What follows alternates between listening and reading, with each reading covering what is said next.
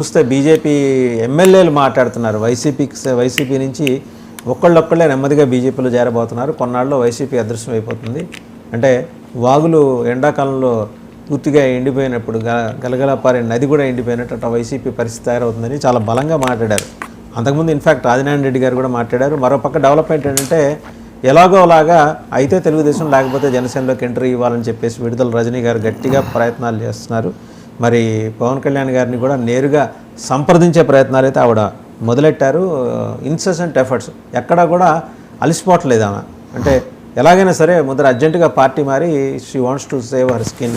కారణం ఏంటంటే ఆమె హెల్త్ మినిస్టర్గా ఉండగా జరిగిన కుంభకోణాలు ఎక్కడ కూటమి ప్రభుత్వం బయటికి తీస్తుందనే అనుమానంతో. ఏమంటారు? శివపార్తి గారు మ్యూట్లో ఉన్నారండి, అన్మ్యూట్ చేసుకోండి. నేను అన్మ్యూట్ లోనే ఉన్నాను. వాయిస్ వస్తుందండి? వాయిస్ వస్తుంది, ఎకో వస్తుందండి ఎక్కడో ఎవరి దగ్గర. కైండ్లీ మిగిలిన వాళ్ళు మ్యూట్లో ఉండండి. మిగిలిన ఎక్కడో ఎకో వస్తుంది లేదా వేరే నాయిస్ వస్తుంది. కైండ్లీ మిగిలిన వాళ్ళు మ్యూట్లో ఉండండి. రైట్, మాట్లాడండి శివపార్తి గారు, మీరు మాట్లాడండి.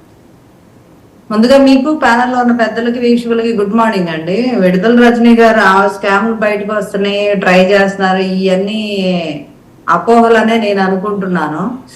అంటే స్కామ్లు ఇప్పుడు ఖచ్చితంగా ఈ కూటమి ప్రభుత్వం వచ్చాక ఇన్వెస్టిగేషన్ మొదలు పెట్టింది కాబట్టి ఎవరి మీద ఆరోపణలు ఉన్నాయో, అవినీతి ఆరోపణలు ఉన్నాయో వాళ్ళని మాత్రం ఖచ్చితంగా పార్టీలు, అంటే కూటమిలో ఉన్న 3 పార్టీలు ఖచ్చితంగా జాయిన్ చేసుకోవండి. నాకు తెలిసి వాళ్ళు ఏదన్నా ఇంకా వాళ్ళకి ఎట్లాంటి అవినీతి మరకలు లేవు అనుకున్న వాళ్ళే వస్తారు. వాళ్ళు ఆ తర్వాతే జాయినింగ్స్ ఉంటాయి. అందుకే జాయినింగ్స్ ఆపేశారు. మేము జాయినింగ్స్ ఎప్పుడో ఆపేసింది అందుకోసమే. విచారణ జరుగుతున్నాయి. ఈలోపు ఎంతో మంది వైసీపీ నేతలు టచ్ లోకి వచ్చారు, మేము వస్తాం, జాయిన్ అవుతాం అని. అందుకోసమే అన్ని పార్టీలు జాయినింగ్స్ ఆపేసింది.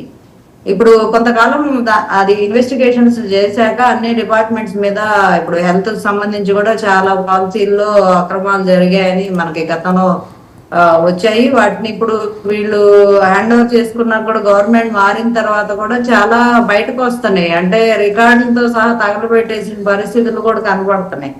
సో అన్ని విషయాల్లో అంత ఎలాగా ఉందంటే అట్టదిడ్డంగా ఏదో చేసేసాం పరిపాలన అన్నట్టు చేసేసి వెళ్ళిపోయారు. దాన్ని ఒక విధి విధానంలో తీసుకురావడానికి తలప్రాణం తొక్కొచ్చే పరిస్థితిని తీసుకొచ్చారు. అలాంటి పరిస్థితుల్లో ఇప్పుడు అవినీతి ఆరోపణలు ఎదుర్కొనే వాళ్ళని కూటమిలోకి తీసుకున్నా కూడా అది కూటమికి ఉదిబండలాగా భారం అవుతుంది తప్పితే వాళ్ళు ఏ రకంగా ఉపయోగపడరు.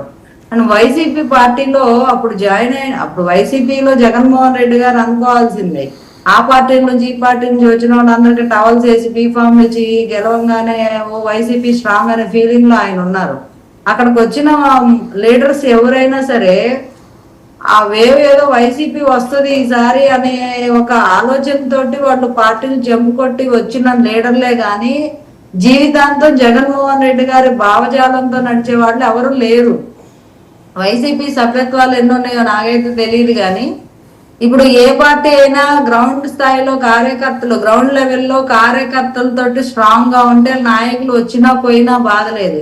ఇక్కడ వైసీపీలో ఉన్న విచారం ఏంటంటే కార్యకర్తలతో సహా ప్రతి విలేజ్ లో కార్యకర్తలతో సహా వెళ్ళిపోతున్నారు. అంటే ఏదో ఒక పార్టీకి స్టాండ్ తీసుకుంటున్నారు. సో అట్లాంటి పరిస్థితుల్లో వైఎస్ఆర్సీపీ పార్టీ ఉంది. కేవలం దేనికి అంటే ఏదో రాజకీయం ఒక పరమావధిగా పనిచేసి వచ్చిన తర్వాత ఒక విధి విధానం లేకుండా ఆయన పరిపాలించిన తీరుడు. సో తర్వాత భవిష్యత్తు ఉండదు. జగన్మోహన్ రెడ్డి గారి మీద ఆల్రెడీ కేసులు ఉన్నాయి. ఇప్పుడు ఆయన చేసిన దాని వల్ల ఇంకా ఎదుర్కోబోతారు. ఇప్పుడల్లా ఆయన కోలుకునే పరిస్థితి లేదు, పార్టీని రన్ చేసే పరిస్థితి లేదు. ఆయన కోసం చొక్కాలు చింపుకొని డబ్బులు ఖర్చు పెట్టుకొని ప్రాణ త్యాగాలు చేసే కార్యకర్తలు లేరు ఫస్ట్. ఎందుకంటే ఇలాంటి ఆయనకి ఇప్పుడు అన్ని కేసులు, క్రిమినల్ కేసులు ఎదుర్కొనే వాళ్ళ కోసం ప్రాణ త్యాగాలు చేసే కార్యకర్తలు ఉంటారని నేనైతే అనుకోను. ఎవరు వచ్చినా, ఏ లీడర్ వచ్చినా వచ్చేది దేనికి అంటే అప్పుడు ఏదో పవర్ లోకి వస్తారు, మనం ఏదో మంత్రి పదవి తీసుకోవాలి, ఎంత దోయాలో అంత దోచేయాలి, తినేయాలి అనే ప్రాసెస్ లో వచ్చారు, చేశారు, వెళ్ళారు. ఇప్పుడు మళ్ళీ వాళ్ళకి ఎక్కడ ఎన్ని కేసులు చుట్టుకుంటాయో వాటి నుంచి తప్పించుకోవడానికి ఏదో ఒక పార్టీలోకి వెళ్ళిపోయి ఏదో చేద్దామని ప్రయత్నాలు చేస్తున్నారు. అలాంటి దానికి కూటమి ఫుల్ స్టాప్ పెట్టింది. ఖచ్చితంగా అలాంటి గేమ్ ప్లాన్లు ఏవైతే మోరల్ వాల్యూస్ లేకుండా ఈ రోజుల్లో నాయకులు ఎటు అధికారం ఉంటే అటు వెళ్ళిపోవటం, ఎట్లా ఇష్టం వచ్చినట్టు చేయటం, ఈ విధానానికైతే కూటమి అనుకూలంగా లేదు. అది నాకు తెలిసిన గట్ ఫీలింగ్ నేను చెప్తున్నాను, లోపల ఇంటర్నల్ గా నాకున్న ఇన్ఫర్మేషన్ కూడా. సో ఎవరు వచ్చినా ముందు 3 పార్టీల అనుమతితోనే జరిగిద్ది. వాళ్ళని జాయిన్ చేసుకోవాలంటే ఖచ్చితంగా వాళ్ళకి అవినీతి ఆరోపణలో కానీ అవినీతి విషయాల్లో కానీ వాళ్ళకి సంబంధం లేకపోతే ఆల్రెడీ అవినీతి ఆరోపణలు ఎదుర్కొని తెలుగుదేశం పార్టీలోను జనసేనలోను జాయిన్ అయిన వాళ్ళ సంగతి ఏంటండి? ఆల్రెడీ వాళ్ళు ఎమ్మెల్యేలు కూడా ఎంపీలుగా అయిన వాళ్ళ సంగతి ఏంటి? ఎలక్షన్ ముందు జాయిన్ అయ్యడమే కానీ తర్వాత ఎవరు జాయిన్ అయ్యారండి? ఎలక్షన్ ముందు సంగతి నేను మాట్లాడుతున్నది. ఆల్రెడీ ఎలక్షన్ గుమ్మనూరు జయరాం ఉన్నారు, దుమ్మెత్తి పోశారు మీరందరూ కలిసి, వినండి, విపరీతమైన అవినీతి ఆరోపణలు. ఎలక్షన్ ముందు సంగతే నేను మాట్లాడుతున్నాను. నేను ఎలక్షన్ ముందు సంగతే మాట్లాడుతున్నాను. మరి వాళ్ళని ఏం చేస్తారు? నా ప్రశ్న ఇది. నాలాగా చాలా మంది సామాన్యులకు ఉన్న సందేహం ఇది. సార్, ఏ పార్టీ అయినా ఎవరైనా సరే ఎలక్షన్ ముందు ఎలా ఉంటుంది, గెలవాలి. వాళ్ళ అవినీతిని పక్కన పెట్టేస్తారా? వాళ్ళ అవినీతిని పట్టించుకోరా? ఇప్పుడు అవినీతి ఏం పక్కన పెట్టలేదండి. వాళ్ళ మీద వచ్చిన ఆరోపణల రేషియో ఎంత అదే చూసుకొని ఉండుంటారు ఖచ్చితంగా. ఇప్పుడు ఆరోపణలు అని అంటున్నాం. ఇప్పుడు అధికారంలో ఉన్నాక వాళ్ళు మీ కూటమిలో జాయిన్ అయ్యారు కాబట్టి అవి ఆరోపణలు, వీళ్ళేమో నిర్ధారణ అయిన వాస్తవాలు అంటారు. ఇన్వెస్టిగేషన్ చేసే పరిస్థితి మాకు లేదు అప్పుడు ఎన్నికల ముందు. ఇప్పుడు అధికారంలో ఉన్నాం కాబట్టి మేము ఖచ్చితంగా వాళ్ళ మీద ప్రాపర్ ఎంక్వైరీ చేసుకునే ఛాన్స్ ఉంది, ఎందుకంటే యంత్రాంగం ఉంది కాబట్టి.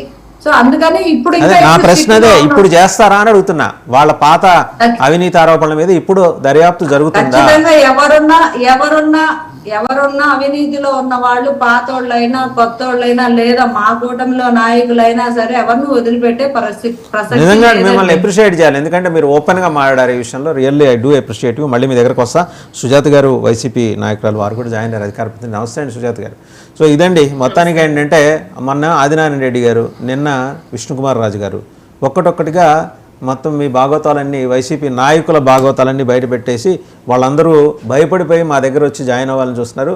కానీ మేము నో ఎంట్రీ బోర్డు పెట్టేశామని చెప్పేసి, ఖాళీ లేదు అని చెప్పేసి బోర్డు పెట్టామని చాలా బలంగా చెబుతున్నారు. ఏంటి అంత బలహీన పడిపోయిందండి పార్టీ?